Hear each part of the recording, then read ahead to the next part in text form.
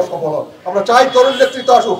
আমার দলে আমি বলেছি যত তরুণ নেতৃত্ব আসবে আমি তাদেরকে সবচেয়ে প্রায়োরিটি দেবো বেশি।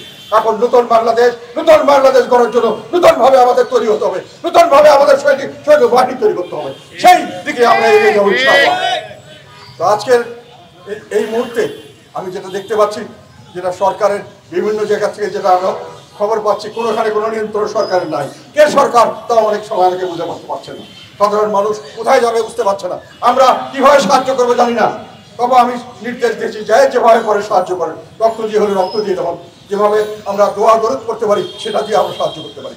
অন্য কোনোভাবে সাহায্য করার স্কোপ থাকলে সরকার যদি আমাদের কাছে চায়, অর্থ ছাড়া, আমরা কোনো অর্থশালী মানুষ নই, আমরা সাহায্য করতে, আমাদেরকে যদি ভলেন্টারি কাজ করতে বলেন আমরা পক্ষে কাজ করবো ইনশাআল্লাহ। আমরা জনগণের পক্ষে আছি, আমরা নির্যাতিত মানুষের পক্ষে আছি। আমরা আজকে যারা বিভিন্নভাবে সরকারি কর্মকাণ্ডের জন্য ক্ষতিগ্রস্ত, তাদের পক্ষে আমরা সবসময় থাকবো এবং তাদের পক্ষ থেকে আমরা দেশবাসীর সেবা করার চেষ্টা করবো, দেশের সেবা করার চেষ্টা করবো, যেমন আমাদের দেশে আল্লাহ মাহমুদের ইরশাদ সবসময় ছিলেন এবং যার জন্য তাকে কোনো সময় জনগণের হৃদয় থেকে কেউ দূরে দিতে পারে নাই। আজকে সংস্কার, বাংলাদেশে যত সংস্কার হয়েছে এরশাদ সাহেবের মতো এত ব্যাপক এবং এত সুদূর প্রসারী সংস্কার আর কেউ করতে পারে নাই।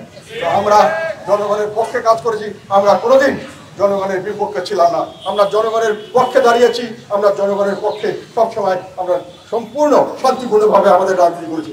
আমরা কারো অফিস ভাঙি নাই, আমরা কোনো চাঁদাবাজি করি নাই, দখলবাজি করি নাই, কারো বিরুদ্ধে অবস্থান নেই নাই। যে আমাদের কাছে আশ্রয় চেয়েছে আমরা শান্তির নীড় হিসাবে সবাইকে আশ্রয় দিয়েছি। সব রাজনৈতিক নেতা কর্মীদেরকে আমরা আশ্রয় দিয়েছি আমাদের এখানে আসার জন্য, তাদেরকে ওয়েলকাম করেছি, তাদেরকে সব রাষ্ট্র সহযোগিতা করেছি যাতে সঠিক সম্পূর্ণ একটা ভালো রাজনীতি দেশের জনগণ পায়।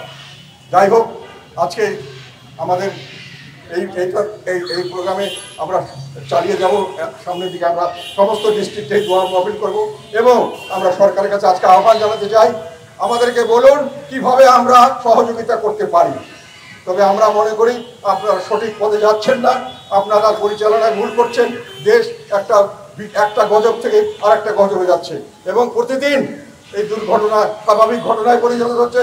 মানুষের দুর্ভোগ স্বাভাবিক ঘটনা প্রতিদিনই হচ্ছে, দুর্নীতি প্রতিদিন হচ্ছে এবং এগুলোর কোনো সমাধান হচ্ছে না এবং মানুষের অত্যাচার, অনাচার, বিভিন্ন ধরনের নির্যাতন, নিষ্পেষণ থেকে মুক্তি পাচ্ছে না।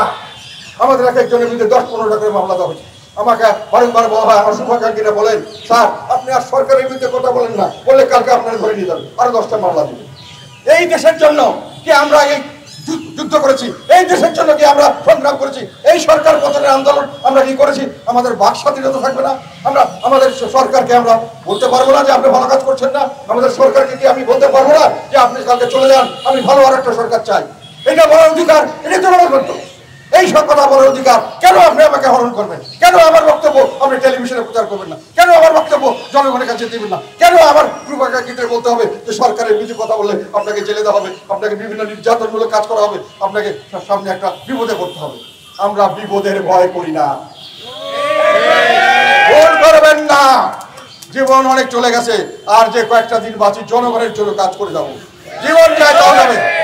জাতীয় পার্টির প্রতিটি নেতা কর্মী রাস্তায় দাঁড়িয়ে থাকবে, গুলি করে মারেন, কোপ দিয়ে মারেন, যেভাবে মারেন, জনগণের সঙ্গে আমরা আছি, থাকবো এবং ভবিষ্যতে থাকবো। এখান থেকে আমাদেরকে সরাতে পারবেন না।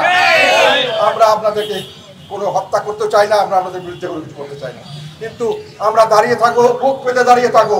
আসুন হত্যা করুন, কত হত্যা করলে আপনারা সুখী হন আমরা দেখতে চাই। বাংলাদেশের মানুষকে মুক্তি দেন, বাংলাদেশের মানুষকে ঘর থেকে নেমে যান, এদেরকে রক্ষা করুন, এদেরকে আর সামনের দিকে নির্যাতন করবেন না। আমাদেরকে হত্যা করতে চান করেন, আমরা দাঁড়িয়ে যাবো, মারুন আমাদেরকে, কটা লোককে মারবেন মারুন। সারা বাংলাদেশের মানুষকে অত্যাচারে জর্জিত করে যাচ্ছে, লক্ষ লক্ষ ফোর্স মামলা দিয়ে বিভিন্নভাবে আমাদেরকে রাস্তাঘাটে নামতে দিচ্ছে না, আমাদের নেতা কর্মীকে জেলখানে আটকে রাখছে, তাদেরকে জামিন দেওয়া হচ্ছে, বিভিন্নভাবে তাদেরকে অত্যাচার করছে। এটা কোনো মানবতার হতে পারে না। একটা মানুষ যতক্ষণ পর্যন্ত দোষী সাব্যস্ত না হয় ততক্ষণ পর্যন্ত তাকে আপনি আসামি বলতে পারেন না, তাকে আপনি জেল দিতে পারেন না, অত্যাচার করতে পারেন না। এগুলো হচ্ছে আইনের ফাঁকি হচ্ছে, কিন্তু এগুলো মানবতা বিরোধী কাজ। একদিন না একদিনের জন্য আপনাদেরকে জবাব দিতে করতে হবে ইনশাআল্লাহ। আর যাই হোক, আজকে আরেকটা কথা বলা দরকার। আমাদের জহুরুল ইসলাম রুবেল আমাদের জন্য প্রেসিডিয়াম মেম্বার, উনি আমাদের যে কোনো অসুখ বিসুখে আমাদের জন্য দোয়া করতেন, মিলাদের আয়োজন করতেন, আমরা সবাই মিলে একসাথে মিলাদ করতাম। উনি আজকে অসুস্থ, আমি ওনার রোগ মুক্তির জন্য আপনাদের সকলের দোয়া কামনা করছি। আমাদের মনিরুল ইসলাম মিলন উনিও বিভিন্নভাবে অসুস্থ ছিলেন, হার্ট অ্যাটাক হয়েছিল, আজকে কি সুস্থ, ওনার জন্য দোয়া করবেন। আর এই গণ্ডগোলের ভিতরে একটা কথা আমার বলতেই হয়, আমি এটা বললে হয়তো অনেক কিছু মনে করতে পারি। আমরা এখন শুধু দেখছি বাংলাদেশে নির্ভরযোগ্য একটি প্রতিষ্ঠান কাছে আমরা গেলে কিছু সার্ভিস, কিছু প্রোটেকশন, কিছু রক্ষাকর্তা, কিছু পাওয়ার জন্য আশা করি, সেটা হলো বাংলাদেশ সেনাবাহিনী। আমি তাদের প্রতি কৃতজ্ঞতা জানাচ্ছি, তাদেরকে আমি তাদের সর্বোত্তম আমি সমর্থন জানাচ্ছি। আল্লাহ তাদেরকে ভালো করুন, আরো শক্তিশালী করুন, এটি আমার কাম। আমরা অন্য কোনোখানে গিয়ে আশ্রয় পাচ্ছে না, আমাদের সাধারণ জনগণ কোথাও গিয়ে আশ্রয় পাচ্ছে না, কোথাও গিয়ে দাঁড়ানোর জায়গা পাচ্ছে না। একমাত্র আল্লাহর আরশে যারা, আমাদের বলার আর কিছু থাকছে না, ওখানে গিয়ে কোথাও আমাদের লোকরা কোনো কিছু করতে পারছে না, সাধারণ মানুষ কারো কাছে বিচার চাইতে পারছে না, শুধু একমাত্র আল্লাহর কাছে যারা। আর প্রোটেকশন যদি কিছু আমরা পেয়ে থাকি, যতটুকু পেয়েছি আমরা বাংলাদেশ সেনাবাহিনী থেকে, আমরা তাদের প্রতি কৃতজ্ঞ, তাদের প্রতি কৃতজ্ঞতা জানাচ্ছি। ঠিক আছে, আমরা যেটা বললাম, আজকে প্রতিটি নেতাকর্মীর কাছে আমার নির্দেশ, সব জায়গায় দোয়া মাহফিল হবে এবং দোয়া মাহফিলের পরে আপনারা বিভিন্নভাবে জনগণকে উদ্বুদ্ধ করবেন। আমরা এই সমস্ত দুর্নীতির দুর্ঘটনা এবং দুর্যোগ এবং দুর্নীতির বিরুদ্ধে আমরা সংগ্রামে থাকবো। সামনে সকলে মিলেমিশে আমরা দেশকে সঠিক পথে নিয়ে যাবো, যেখানে প্রতিদিন আমাদেরকে মৃত্যু ভয়ে সকাল থেকে ঘর থেকে বেরোতে হবে না। প্রতিদিন ফেরার সময় আগে আমাদের বউ ছেলে মেয়েরা কাঁদবে না যে আমার বাবা আসবে কিনা আসবে। এই পরিস্থিতি থেকে আমরা মুক্তি চাই। আপনাদের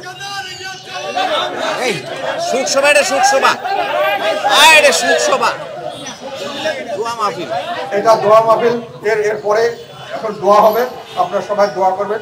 আমি যেটা বলছি, যারা মারা গেছে তাদের জন্য দোয়া করবেন, যারা অসুস্থ তাদের জন্য দোয়া করবেন, তাদেরকে যে আল্লাহ যেন এই কঠিন শোক থেকে, এই কঠিন অবস্থা থেকে তাদেরকে রক্ষা করার জন্য তাদের যথেষ্ট পরিমাণে শক্তি আল্লাহ তাদেরকে দেন, এটা আমি কামনা করছি। আপনারা সবাই দোয়া করবেন, তাদের প্রতি আমার অনেক অশেষ দোয়া থাকবে আল্লাহর কাছে থেকে। আমরা সবার কাছে আমরা এইটাই আল্লাহর কাছে আমরা সবাই মিলে এইটাই ফরিয়াদ করবো, যারা মারা গেছেন তাদেরকে আল্লাহ ব্যস্ত রিসিভ করুন, যারা বেঁচে আছেন তাদেরকে যেন আল্লাহ সঠিকভাবে সুস্থ হওয়ার তৌফিক দান করেন সঠিকভাবে, এবং তাদের কষ্ট যেন লাঘব করেন। আর ভবিষ্যতে যেটা বলেছে আমাদের স্বামী হাজা পাটোয়ারি সাহেব, এনাদেরকে কম্পেনসেশন দিতে হবে। সরকারের দায়িত্ব এবং সরকারের দায়িত্বের ব্যর্থতার কারণে এতগুলি লোক এই মর্মান্তক মৃত্যু, তাদেরকে যথাযথ কম্পেনসেশন দিতে হবে, তাদেরকে ক্ষতিপূরণ দিতে হবে, এবং যারা বেঁচে আছেন তাদেরকে বাকি জীবন সাধারণভাবে জীবন যাপন করতে পারেন তার নিশ্চয়তা দেওয়ার জন্য, তার গ্যারান্টি দেওয়ার জন্য সরকারকে ব্যবস্থা নিতে হবে। সেটা আমরা চাই প্রকাশ্য ঘোষণার মাধ্যমে সরকার এটা যত শীঘ্র করাবেন তত আমাদের জন্য মঙ্গল, না হলে এটার জন্য আমরা আন্দোলন করবো সামনে ইনশাল্লাহ। সবাইকে অশেষ ধন্যবাদ। আসসালামু আলাইকুম।